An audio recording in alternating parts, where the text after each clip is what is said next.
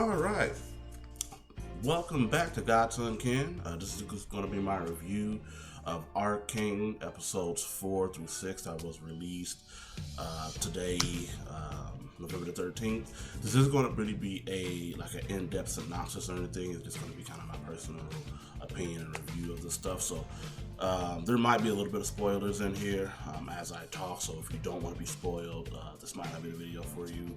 I'll try not to spoil. But sometimes I can just kind of start talking and then some things might slip. So just kind of a fair warning there. So first of all, I really do like what Arcane has done with this next little part. I like that I like the little time jump that they did and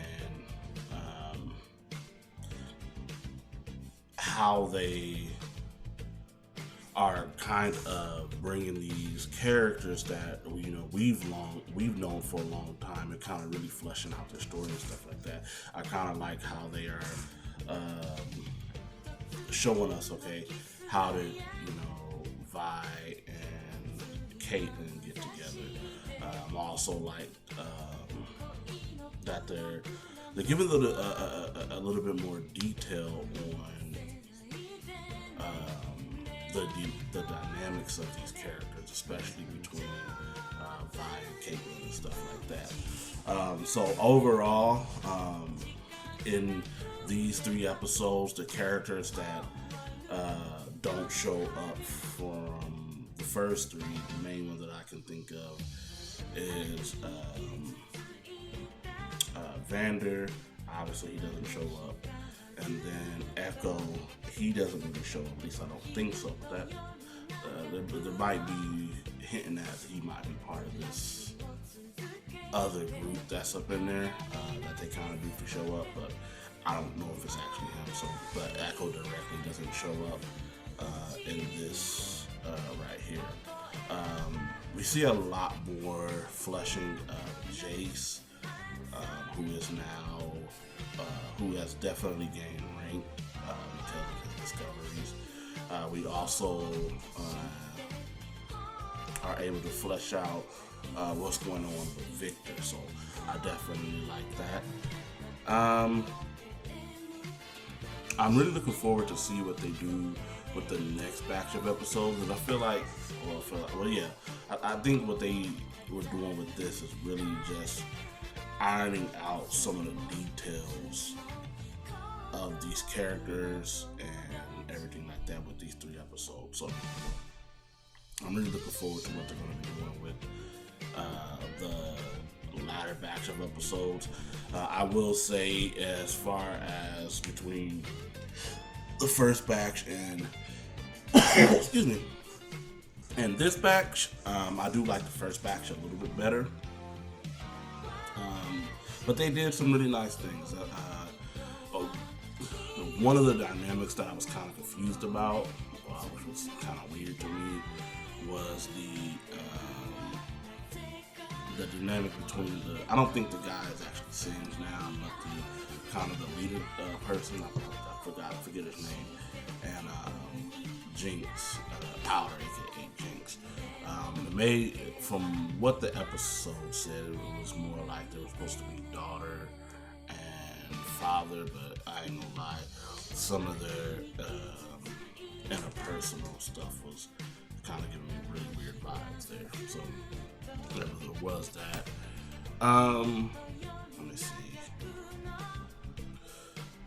I kind of saw what was coming with Jace and the one council woman. I think they've been building that up for kind of a while, so that didn't really shock me at all. But yeah, overall it was a pretty decent batch of episodes. I still say that this is something that first of all, before I say this, I want to really thank Riot for giving us these characters and really fleshing out their story, because it's something that I think, and I said this on my last episode, and I gotta say this again, this is something that Blizzard really dropped the ball on when they were, kind of the thing to go to World of Warcraft.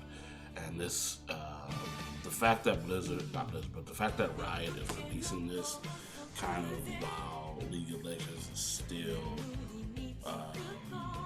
one of the top games, I think it's an incredible thing, an incredible way to be able to not only maybe capture a new audience, but keep the current audience engaged. And this is something where I think Blizzard they fell off.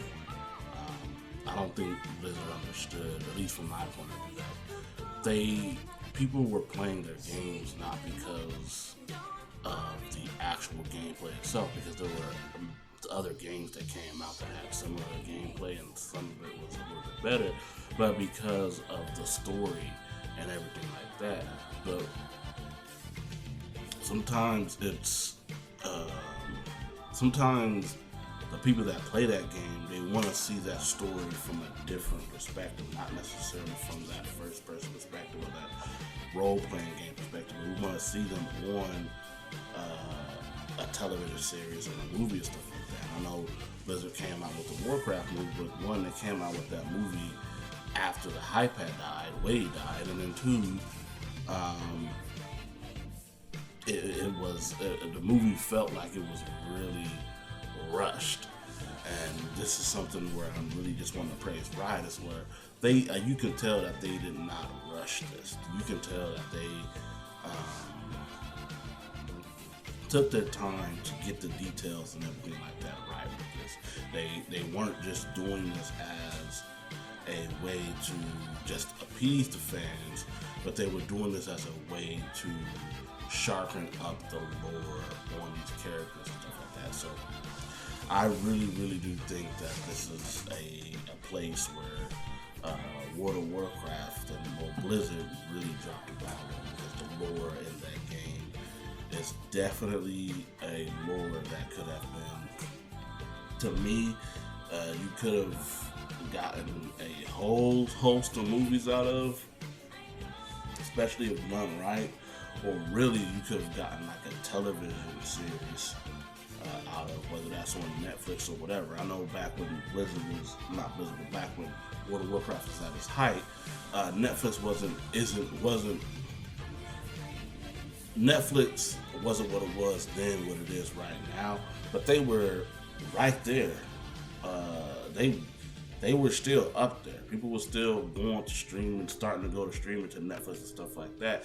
And to me, that would have been a great partnership to be one of the first series. Imagine if we're on, season 9 or 10 of World of Warcraft that's been flushed out, that's actually been properly flushed out, going all the way from the storyline starting off with just Warcraft all the way to the storyline, to the most recent storyline and stuff like that. Imagine if you had all of those seasons to play out, how much lore and stuff like that, and how much audience they would have captured. Not from people, because you're going to have some people that they may not necessarily like the gameplay. They don't play computer games or nothing, but they really like the story.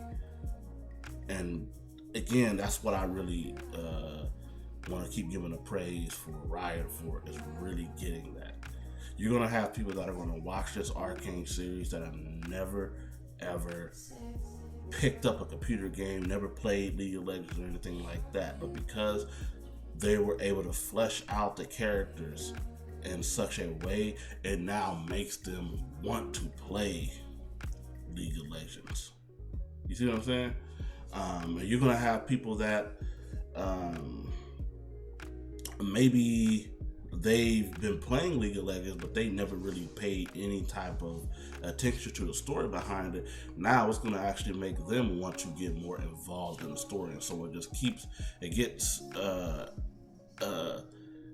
everybody excited for a piece of this game, So, other than that, though, that was just my little quick review and everything on it. I'm not going to hold you guys up too long. So, if you guys want to look at my last review, it's a much longer review than what this one's going to be. You guys can check that out on this channel right here. This might be on my Godson Ken Gaming channel. So if it's on my Godson Ken Gaming channel, you should be able to check it out on this channel. If it's not on this channel, then it's on my main channel, just Godson Ken. Easiest way to find that stuff is go to YouTube, type in Godson Ken. all one word, and you'll see all of my channels pop up. I also do reviews on the Baltimore Ravens. I'm a big Baltimore Raven fan, so if you want to kind of get my initial reactions and weekly reviews on there, check that out as well. You can also find me on TikTok, Twitter, Instagram, all under the same name, Godson Ken. But other than that, I want to thank you guys for coming to my channel. And until next time, we are out of here. Peace.